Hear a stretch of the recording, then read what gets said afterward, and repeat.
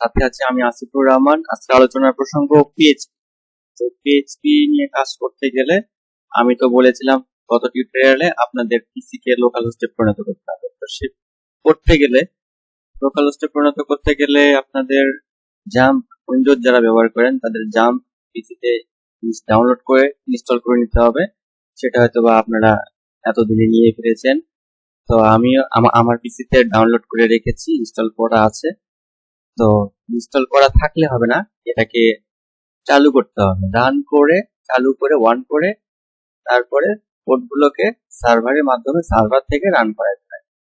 তো চলেন আমরা দেখি কিভাবে আমাদের জাম্পটা চালু করতে হয়। তো দিস পিসি থেকে সি এডিটর জাম্প, এখান থেকে একটু নিচের দিকে যদি আসি, এই যে জাম্প কন্ট্রোল, এখানে ডাবল ক্লিক করলে ওপেন হচ্ছে। তো স্লো স্লো ভাব, সার্ভার তো স্লো। এই চলে আসছে, কিন্তু চলে আসছে, তাই না? এখান থেকে যে স্টার্ট আছে না, স্টার্টে ক্লিক করতে হবে। আসবে আসবে, একটু একটু সময় লাগে, চালু হতে তো সময় নেয়। অ্যাপাচি মাইস্কিউএল এই দুটাকে চালু করে রাখতে হবে, ওয়ান করে রাখতে হবে। ঠিক আছে, চালু তো হয়ে গেছে, এটা রাখা লাভ নেই, এটাকে ক্রস করে কেটে দিলি, জাস্ট কেটে দিলি। তো দেখি এখন ব্রাউজারে গিয়ে লিখতে হবে লোকাল হোস্ট। এই যে দেখেন জাম্প সার্ভার চালু হয়ে গেছে। ঠিক আছে, XAMPP Apache MariaDB plus PHP plus Perl, এই যে ওয়েলকাম জাম্প ফর উইন্ডোজ 7.3.11, এটা কিন্তু তার ভার্সন। কার ভার্সন? জাম্পের ভার্সন। ঠিক আছে, এই ভার্সনের জাম্প ইউজ করি। তো এটা তো হয়ে গেল। এর সাথে আমি যে ফোল্ডারটা বানিয়ে নিয়েছিলাম ইউটিউব নাম, ঠিক আছে, ওটা একটু দেখে আসি আছে কি। ডেস্কটপ আছে, ইউটিউব, এটা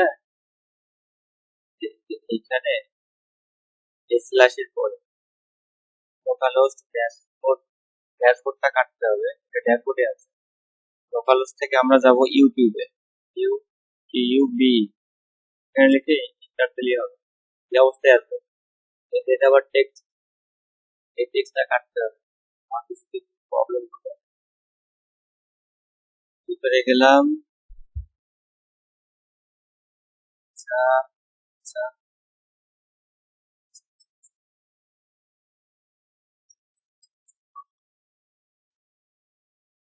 ইন্ডেক্স ডট পিএইচপি করে আবার নোটপ্যাড প্লাস প্লাস ওপেন করতে হবে।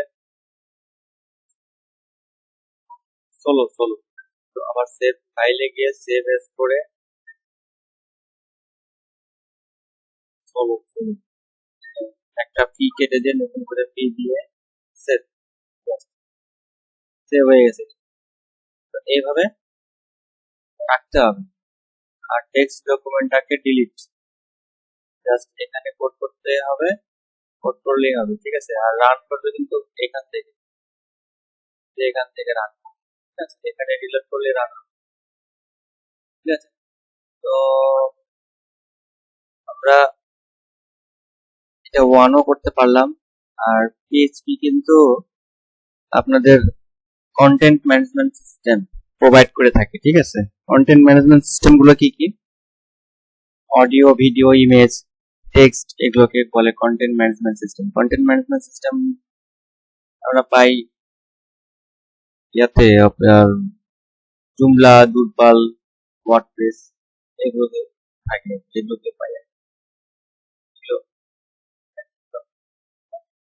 আজকে যেহেতু আমরা এখানে আসলাম, তো পিএইচপি সিনট্যাক্সটা লিখতে গেলে যেভাবে লিখতে হবে পিএইচপি, ঠিক আছে, পিএইচপি লিখে, সরি, তার আগে লিখতে হবে কোশ্চেন মার্ক পিএইচপি। ঠিক আছে, এরপরে এরকম করে এর ভিতরে লিখতে হবে ইকো, ইসিএইচও, এভাবে প্রিন্ট করে, ঠিক আছে।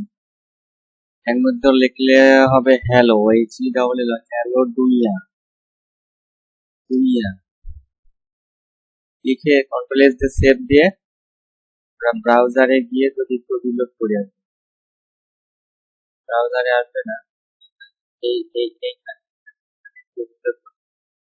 এই যে সরি, হ্যালো দুনিয়া চলে আসছে, সে কিন্তু রান করছে, অর্থাৎ আমরা কিন্তু রান করতে পারলাম। এটা কিন্তু আবার প্রিন্ট দিয়েও রান করে, তবে প্রিন্টের থেকে ইকোটা বেশি ব্যবহার করা হয়। আমরা প্রিন্ট ব্যবহার করবো না, প্রিন্টের কাজটা আমরা দেখাবো। প্রিন্ট কিন্তু বেশি প্রিন্ট করবে না, কম প্রিন্ট, প্রিন্টে প্রিন্ট করতে গেলে ঝামেলা আছে, প্রিন্টে প্রিন্ট করবো না।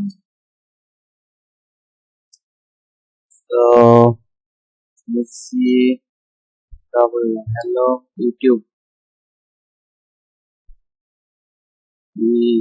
হ্যালো ইউটিউব, কন্ট্রোল এস দিয়ে সেভ দিয়ে যদি আমি এই তো হ্যালো ইউটিউব চলে, ঠিক আছে। এইভাবে রান করে, প্রিন্ট দিয়েও রান করে, ইকো দিয়েও রান, ইকো দিয়েও রান করে, প্রিন্ট দিয়েও রান। আমরা ইকো বেশি ইউজ করব, প্রিন্ট ইউজ করব, ঠিক আছে। প্রিন্টে প্রিন্ট করলে ঝামেলা আছে, আমরা ঝামেলাটা দেখাবো, ঠিক আছে। তো আজকের টিউটোরিয়ালটা এই পর্যন্তই, আমরা প্রিন্ট করতে পারলাম, ইনস্টল হয়ে গেছে সবার। কাজ করব ভালোভাবে কাজ করব, বেশি বেশি কাজ করব, দেখবো, শিখবো, জানবো নতুন নতুন কিছু।